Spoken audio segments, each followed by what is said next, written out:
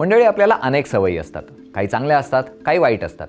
पण काही सवयी आपल्या मेंदूची अक्षरशः वाट लावत असतात असं आपण म्हटलं तर ऐकायला थोडं विचित्र वाटतं ना, पण त्या कामच तसं करतात. अशा 11 गोष्टी आहेत ज्या तुम्ही टाळणं गरजेचं आहे. कोणत्या पाहणार आहोत या व्हिडिओतनं. झोपल्यानंतर मेंदूला विश्रांती मिळते. याशिवाय झोपेच्या वेळेला मेंदू नवीन पेशी तयार करतो. मात्र जर तुम्ही 7 तासांपेक्षा कमी झोपलात तर नवीन पेशी तयार होत नाहीत. सोबतच झोपेच्या कमतरतेमुळे डिमेन्शिया, अल्झायमर अशा आजारांचा धोकाही वाढतो. जर तुम्हाला तुमच्या मेंदूचं संरक्षण करायचं असेल तर एकच उपाय आहे, रोज रात्री किमान 7 तासांची झोप घेणं.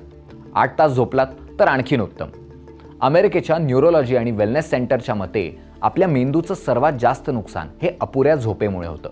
प्रौढांसाठी पुरेशी झोप म्हणजे दिवसातल्या 24 तासांपैकी 7 ते 8 तासांची.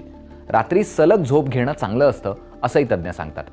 रात्रभर न जेवल्यानंतर दिवसभर काम करण्याची ऊर्जा नाश्त्यातनं मिळते. पण आपल्यातले अनेक जण सकाळी घाई करतात आणि नाश्त्यासारखी महत्त्वाची गोष्ट सोडून देतात. असं केल्यामुळे रक्तातल्या साखरेची पातळी कमी होते, ज्यामुळे मेंदूवर परिणाम होऊ शकतो. आपल्या मेंदूतला 75% भाग हा पाण्याचा आहे. त्यामुळे आपण तहानलेले असलो तर आपला मेंदू नीट काम करत नाही. तज्ज्ञांच्या मते मेंदू निरोगी ठेवण्यासाठी प्रौढ व्यक्तीने दिवसातनं किमान 2 लिटर पाणी प्यायला पाहिजे. खूप काळ तणावामुळे मेंदूच्या पेशी मरतात आणि मेंदूचा पुढचा भाग हा आकुंचन पावतो. त्याचा आपल्या स्मरणशक्तीवर आणि विचारशक्तीवर परिणाम होतो. संशोधक म्हणतात की जे लोक सतत कामात बुडून राहतात, कोणत्याच कामाला नाही म्हणू शकत नाहीत, अशा लोकांना सर्वात जास्त ताण सहन करावा लागतो. पण असं करणं ताबडतोब थांबवा. कोणत्याही प्रकारे अतिरिक्त दबाव घेणं, तणाव घेणं टाळा. तुम्हाला किती फोन नंबर लक्षात राहतात? किती पत्ते, किती संदर्भ तुम्हाला तोंडपाठ आहेत? हातात गुगल असल्यामुळे आपण सध्या गोष्टी लक्षात ठेवण्याचे कष्टच घेत नाही. पटकन सर्च करतो, वापरतो आणि पुढे जातो. यामुळे आपली स्मरणशक्ती आणि विचारशक्ती दिवसागणिक कमकुवत होते. मेंदूला तल्लख ठेवायचं असेल तर इंटरनेट सर्चचा वापर कमी करा आणि डोकं जास्त चालवा. मोठमोठ्या आवाजात गाणी ऐकणं किंवा मोठ्या गोंगाटात जास्त वेळ राहिल्यामुळे ऐकण्याची क्षमता कमी होते.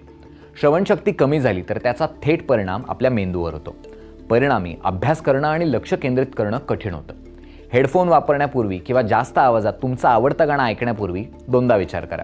लोकांमध्ये न मिसळणं, लोकांशी बोलणं, गप्पा मारणं हे तुमच्या मेंदूच्या आरोग्यासाठी खूप महत्त्वाचं आहे. एकट्याने जास्त वेळ घालवल्यामुळे तुमच्या मेंदूवर पुरेशी झोप न मिळण्या इतकाच वाईट परिणाम होतो.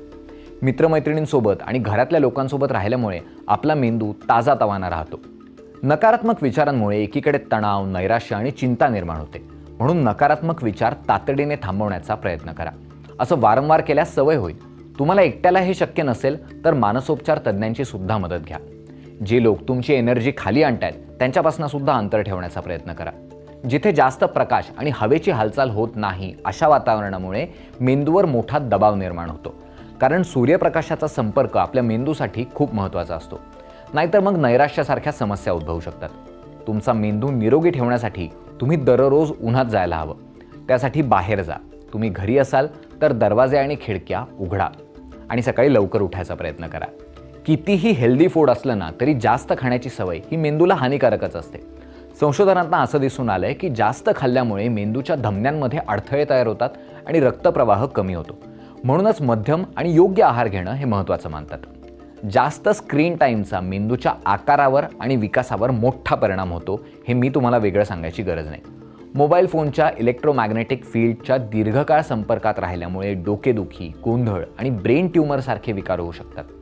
या कारणामुळेच मुलांचा स्क्रीन टाईम कमी केला पाहिजे. तसंच फोन रात्री झोपताना उशाशी किंवा शरीराच्या अगदी जवळ ठेवून झोपू नका. तुम्हाला यातल्या कोणकोणत्या सवयी आहेत?